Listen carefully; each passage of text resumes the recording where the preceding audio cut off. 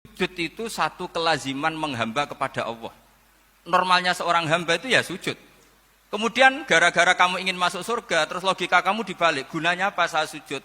Ternyata saya masuk neraka. Itu pertanyaan yang benar-benar bodoh dan itu menjadikan Allah benci. Logikanya dibalik begini. Ini saya ngomong serius karena ini bentuk kemenangan saya. Ini bentuk kemenangan saya. Saya berkali-kali ngomong di kota pelajar di Jogja, karena banyak pengujinya juga. Bukan sekedar pendamping, tapi penguji. Banyak yang profesor, bukan sekedar dokter, banyak yang profesor. Jadi, ya, ini dok. Begini, saya pernah ditanya sama seorang dosen, Gus, saya ini ngaji hadis banyak, tapi ada yang saya tidak paham. Yaitu mangkola la ilaha illallah dakhalal jannah, ada kalimat wa in zana wa in saroko.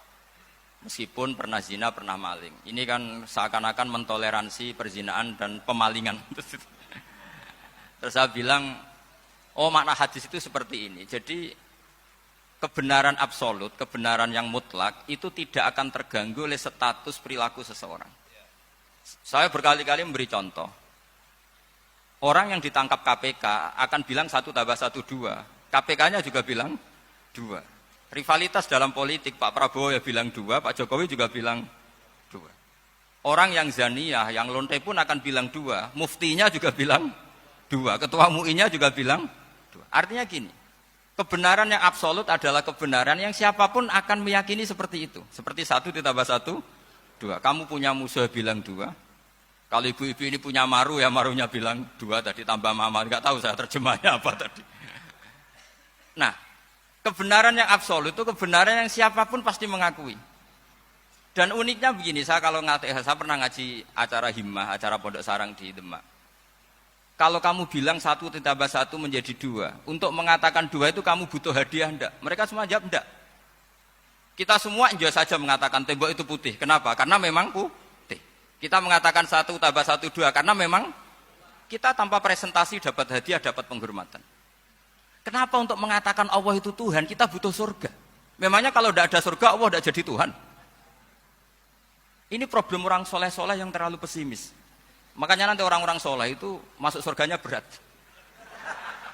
Tapi kalau orang alim lebih gampang kira-kira seperti itu.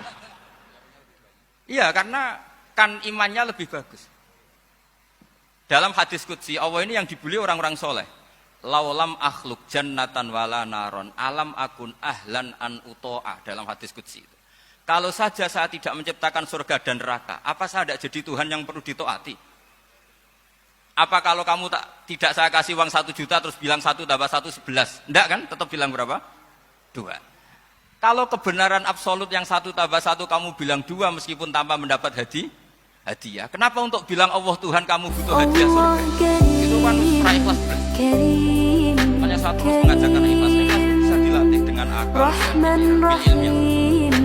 Harus dilatih. Ya di sini ini momen atau makna yang mestinya harus dipahami bahwa kalimat ini sah meskipun dilafadzkan seorang yang pernah sama seperti 1 tambah 1 2 sah diucapkan siapa saja sah.